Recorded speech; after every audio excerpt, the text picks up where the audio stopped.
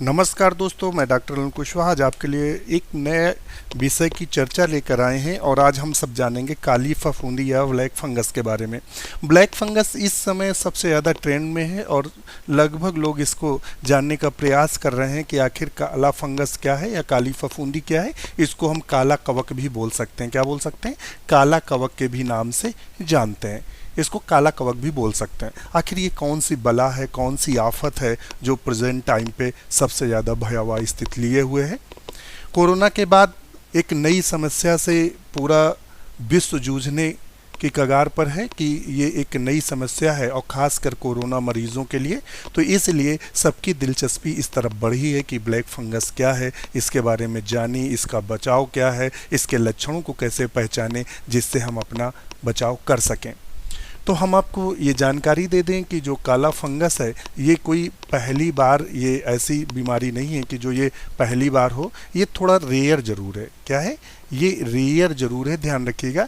ये जो बीमारी है ये रेयर है और इससे पहले भी ये फंगस होता था।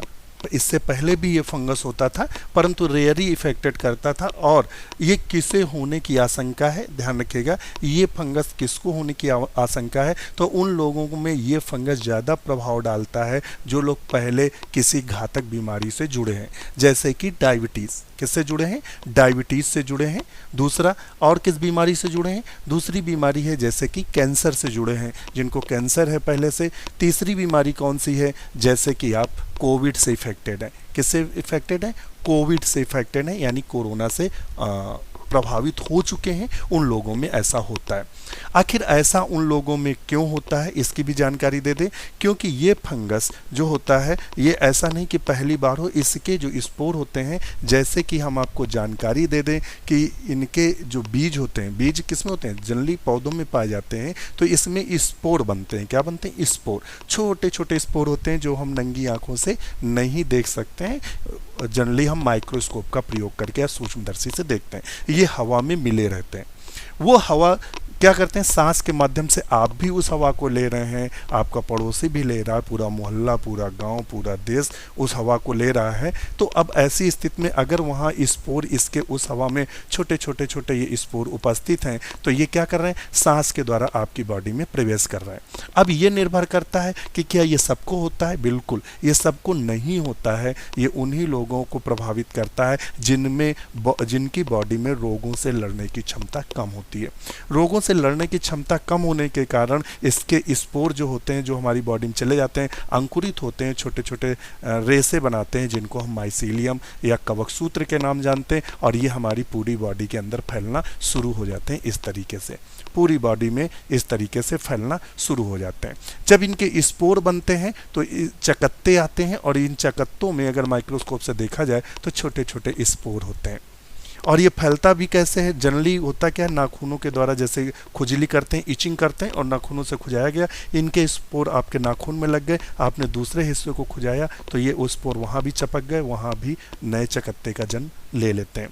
तो अब यहाँ चूंकि हम ब्लैक फंगस की बात कर रहे हैं, तो ब्लैक फंगस प्रायः उन्हीं लोगों को टारगेट करता है जिनकी इम्यूनिटी पावर कम है, जैसे कि कोरोना के मरीज़, जैसे कि डायबिटीज़ मरीज, जैसे कि कैंसर के पेशेंट, या इससे पहले कोई घातक बीमारी से जुड़े हैं जो लगातार दवाई ले रहे हैं। इसका मतलब आपका इम्यूनिटी पावर कमज़ोर है। अब हम बात करते हैं इसके अगले हिस्से की कि ब्लैक फंगस को आखिर हम पहचाने कैसे। तो हम आपको ये जानकारी दे दें कि कुछ लक्षणों के द्वारा हम ब्लैक फंगस को पहचान सकते हैं। ये ब्लैक फंगस है और ये देखिए इसका स्पोरेंजियम बोलते हैं। ये स्पोरेंजियम है जिसके अंदर छोटे छोटे स्पोर हैं और ये हवा में मुक्त होते रहते हैं या हवा में ये उपस्थित रहता है। अब देखते हैं पहला कंडीशन क्या है।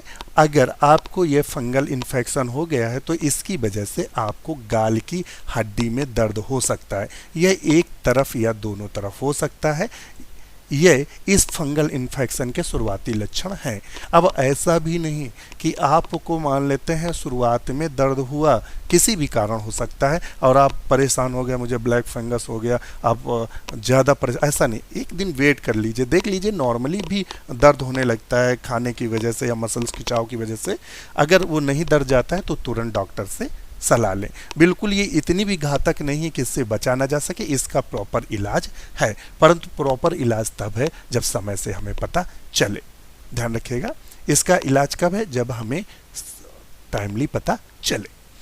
नेक्स्ट कंडीशन क्या करता है? ये आंखों को प्राय टारगेट करता है। इस समय जो न्यूज़ आ रही है कि ये सबसे ज़्यादा आंखों को टारगेट करता है, यानी ये जहाँ फैलता है तो आंख के जगह जब ये फैल जाता है तो फैलने की वजह से ये क्या करता है, हमारी आँख को डैमेज कर देता है, जिससे आँख की रोशनी जा सकती है, या फिर आँख को इतना डैमेज कर देगा कि आपको बचाने के लिए आँख ही निकालनी पड़ सकती है। तो ये बहुत सारे ऐसे केस आए हैं कि रोगी की आँख निकाली गई है। तो ध्यान रखिएगा, ब्लैक फंगल इन्फेक्शन किसी व्यक्ति को अपनी चपेट में लेता है तो उसकी आंखों पर प्रभाव पड़ सकता है। इसके कारण आंखों में सूजन, रोशनी का कमज़ोर होना, आंखों का लाल होना इसका मुख्य कारण। अगर आंखें लाल हैं, दर्द हो रही हैं, तो अगर एक दिन से ज़्यादा कंडीशन है तो तुरंत डॉक्टर से कंसल्ट करें, जिससे आपको डॉक्टर प्रॉपर इलाज दे सके।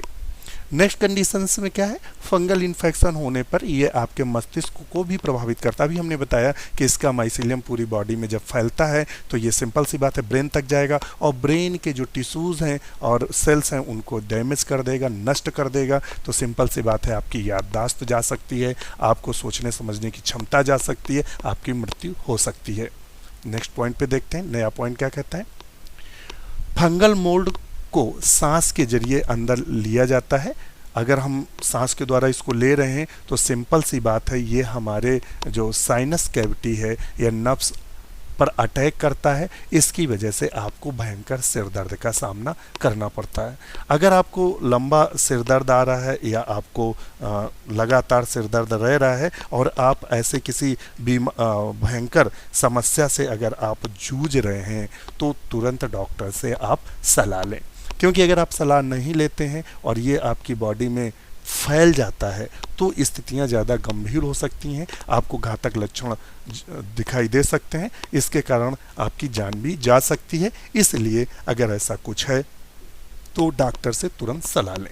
नेक्स्ट पॉइंट पे देख लेते हैं। अब आता है उपचार की बात करते हैं। उपचार में इसका एंटी फंगल दवा ही उपचार है। अगर हो जाता है, होने के बाद फिर इसका उपचार एंटी फंगल मेडिसिन है, यानी वो दवाइयाँ जो एंटी फंगल होती हैं। जैसे कि आप दाद में नहीं ट्यूब लेते हैं, आप ऑइंटमेंट लेते हैं, अगर आपको दाद हो जाती है फंगस के कारण तो ऑइंटमेंट लगाते हैं। अब ये चूँकि आपके बॉडी के अंदर है, चूँकि जो दाद होता है वो बॉडी के सरफेस पे होता है, तो आप उसको ऑइंटमेंट लगा के सही कर लेते हैं, ये उसकी ग्रोथ को रोक देता है, इनहिबिट कर देता है। परंतु ये चूँकि बॉडी के अंदर है तो ट्यूब तो लगा नहीं सकते या ऑइंटमेंट नहीं लगा सकते, तो इसको इंजेक्शन की आवश्यकता पड़ती है। और चूँकि ये बहुत सीवियर कंडीशन उत्पन्न करता है, यानी बहुत भयानक स्थिति उत्पन्न कर लेता है। अगर बिल्कुल इनिशियल स्टेज में अगर इसका पता लग जाए तो मामूली दवाइयों से ही यह सही हो सकता है, और जब ये सीवियर हो जाता है तो लगभग मार्केट में इंजेक्शन इसका आता है 35,000 का 3,500 का इंजेक्शन आता है, लगभग 3500 का। तो 3,500 का जो इंजेक्शन आता है, ये इंजेक्शन लगभग 8 हफ्तों तक रोज़ाना लेना पड़ता है, तभी रोगों की जान बच सकती है। मगर आप घबराएं नहीं, ये नॉर्मली नहीं होता है, सबकी इम्यूनिटी पावर इतना है कि इसको डेवलप नहीं होने देंगी। सिर्फ गंभीर जो व्यक्ति हैं रोगों से, उनको बचाने की आवश्यकता है। अब उनको बचाया कैसे जा सकता है, क्वेश्चन उठता है। तो उनको इस तरह बचाया जा सकता है कि ज़्यादा बाहर ना निकलें, मास्क का प्रयोग करें जिससे नाक से ये फंगस के स्पोर आप में ना जाएं। दूसरा, सैनिटाइज करें, अपने हाथों को धोते रहें, और जो कोविड के प्रोटोकॉल है उसका पालन करते रहें। बस यही इसका बचाव है। यदि आप खेतों में काम कर रहे हैं या आप मिट्टी में काम कर रहे हैं या आप ऐसी चीज़ों को छू रहे हैं जो गंदी हैं, तो अपना साफ सफाई करते रहें। बकाया इसका अन्य एक आप उपचार कर सकते हैं कि आप योगासन कर सकते हैं और अपनी इम्यूनिटी पावर को बूस्ट कर सकते हैं। ऐसी चीज़ें खा सकते हैं जिससे आपकी इम्यूनिटी पावर बूस्ट रहे, जिससे अगर इसके स्पोर आपकी बॉडी में जाएं तो वो बिल्कुल भी असर ना कर पाएँ। तो इसलिए इससे घबराना नहीं है, ये पहले से उपस्थित है और ये पहले से लोगों को प्रभावित कर रहा है। अब चूँकि कोरोना से करोड़ों लोग प्रभावित हो रहे हैं, तो ये कई लोगों में जो इन्फेक्शन की दर है वो बढ़ गई है। इससे पहले कोरोना जैसी बीमारी नहीं थी, यदा कदा डायबिटीज़ के लोग हुआ करते थे, यदा कदा लोग आपके कैंसर के होते थे तो उनमें ये कंडीशन कभी कभी दिख जाती थी, बकाया एक गया और हमारी बॉडी इसको रिजेक्ट कर देती है कि भाई साहब आप आ नहीं सकते, हम आपसे लड़ने के लिए तैयार हैं, तो वहाँ ये कुछ नहीं कर सकता है। तो जो लोग स्वस्थ हैं बिल्कुल मत घबराएं और आराम से जीवन जीते रहें। इसी के साथ नमस्कार। वीडियो कैसा लगा हमें कमेंट जरूर करिएगा, आपके कमेंट्स का इंतजार रहेगा। इसी के साथ नमस्कार।